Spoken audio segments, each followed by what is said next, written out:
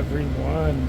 This week's rental is the Hyundai Sonata 4-door sedan. This is a mid-size sedan sitting on some fat 16-inch rims. Well, I thought it would be bigger. This is the larger version of the Hyundai Elantra, comparable to competitors like Honda Accord, Chevy Malibu, Toyota Corolla, Camry.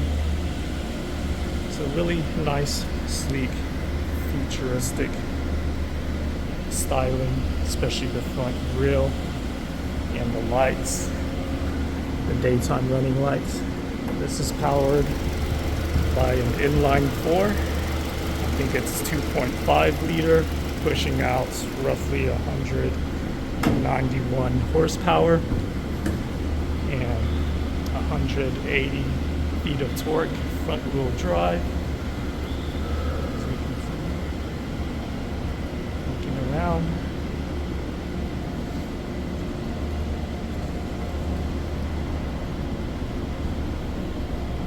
And then let me pop open the trunk.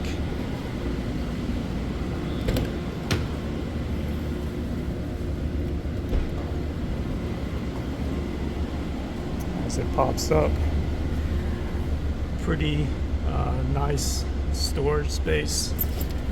Probably fits 1, 2, 3, 4, and 5 carry-ons in the back.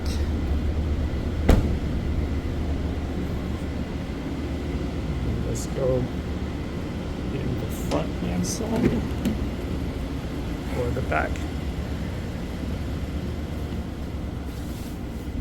Sitting in the back, oh, it's really nice and comfortable back here. Just doing the knee test. I have one leg room of knee, so it's really nice and comfortable back here. Hard plastic, it seems, and then leather material, soft leather material, hard plastic. Storage area inside.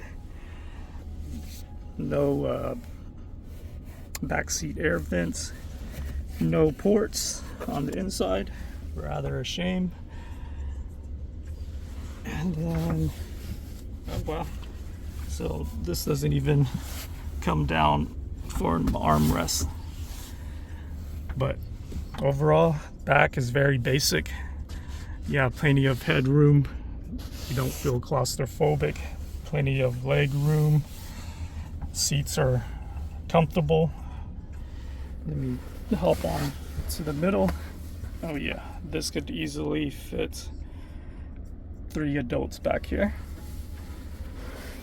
Let's hop on over to the front then and see what's going on up there.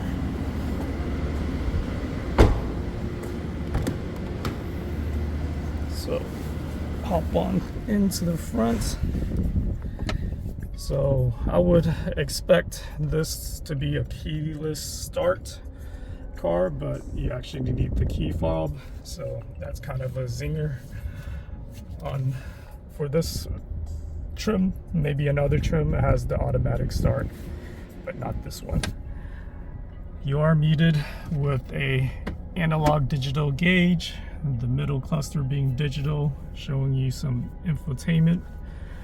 Not infotainment, but just car status.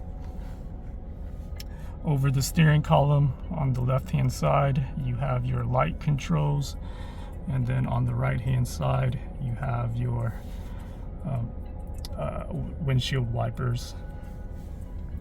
Moving on over to this side, you have controls for lane departure, automatic parking brake, light brightness, trunk traction control, and I forget. Your e-brake, emergency brake. Nice that it's all lit up in dark when it's dark, so that's very convenient. Automatically switches back and forth. And then here you have your automatic door locks and window controls, some tweeters and speakers, and a small storage area. This little handle is kind of cool. You could fit like your phone in there, in that little crevice in there, so that's kind of neat. So hard plastic, leather, so that's the theme. Hard plastic on the top and then leather on the sides. Steering wheel is just hard plastic as well. The steering wheel, on the left hand side you have your Bluetooth controls. On your right hand side you have your cruise. It is adaptive cruise. It has collision detection and also lane assist driving. So all the safety features and then some. Over in the middle you have your push button dome lights, which I like. I always like the dome light push. No area to store anything. You have your slide mirrors. And then moving on over here, you have your infotainment. It supports both Android Auto and Apple CarPlay. What I really like is that it's wireless, and then that's also wired as well too. You have your air vents up here and your controls, your AC climate controls. Down here you have a small little crevice that angles down a little bit, so your phone or your stuff that you store on here doesn't shift around. 12-volt AC, USB A or USB A, 2 ports, one for charging and one for connection. Did away with the gear shift, so it's all buttons: park, reverse, neutral, drive. Two cup holders, and then you have your drive mode, which switches to sport, normal, and smart driving, and then your emergency brake auto hold. Glove on a center console, it's regular size, nothing too much from there. And then glove compartment as well, standard size as well. This seems to be hard plastic as well, so it trims the line. It balances the line of being luxury and being entry level. It's a weird little design. So some of these features seems like it could be luxury, but then 2 steps back. Some of the interior furnishings is hard plastic, makes it look kind of cheap, so it's weird. The good thing is that I really like the space up front, and good visibility as well, and the seats are surprisingly, they're, even for cloth seats, they are surprisingly very comfortable. Provides very nice lumbar support, so very good on those long drives as well. Speaking of that, let's take this Hyundai Sonata on the road and see how it performs. Okay, so how does the Hyundai Sonata perform on the road? It's pretty solid. Another good vehicle by Hyundai to fill in their mid-size sedan category. Really nothing stands out, so if that's a knock on the car, then yes. Then overall, ride comfortableness is really good. Suspension is soft. added with a nice cloth seat with good lumbar support makes it a very good and relaxing ride on those long trips. I really surprised at how comfortable it was on my 60-mile road trip. So I'm pretty sure longer trips would be very nice. It does have good steering as well, very sharp steering and responsive brakes. The engine is adequate. The engine is adequate enough. It does kind of lag. I was in a few situations where I had to accelerate onto merging highway, freeway traffic, and I had the pedal all the way down, and it was very much struggling. But that was just like an extreme circumstance. I really had no issues with it other than that.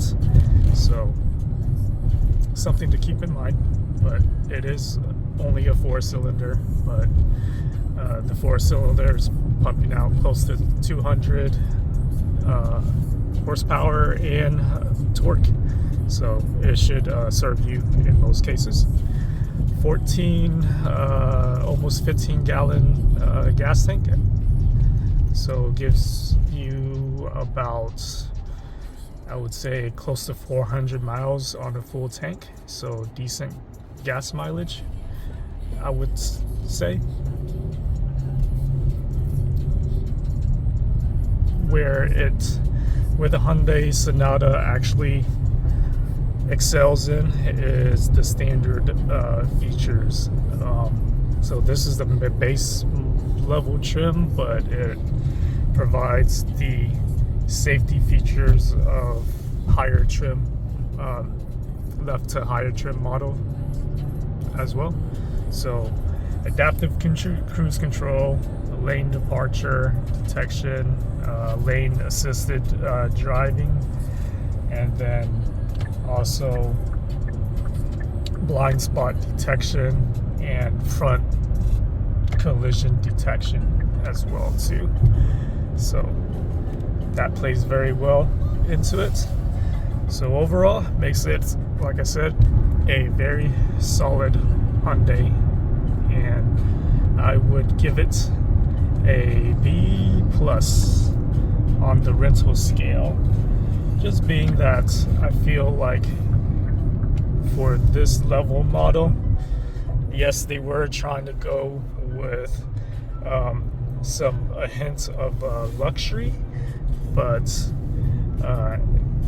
it is pretty entry level. They tried, but didn't do so well in that department. But then again, maybe the other higher trim levels will have the nice bells and whistles and fairings. But overall, just a solid vehicle, and I recommend it. So check it out. Thanks for watching. See you next time.